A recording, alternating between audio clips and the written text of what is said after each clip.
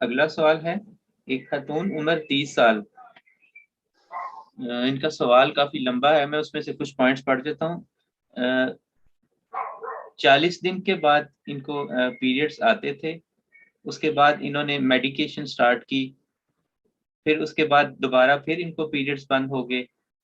Spotting थी brown colour की।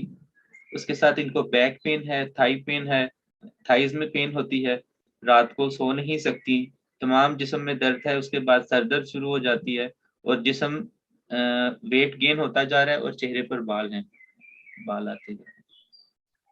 वही देखें, चेहरे पे इसका नुस्खा अभी थोड़ी देर पहले मैंने बताया, चेहरे पे बाल है, वेट गेन हो रहा है और दर्दें हैं जिस्म में। इसके लिए कलकेरिया काब खाएंगे।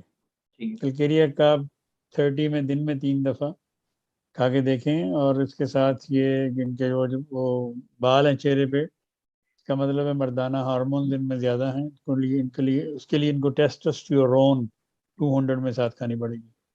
ठीक है।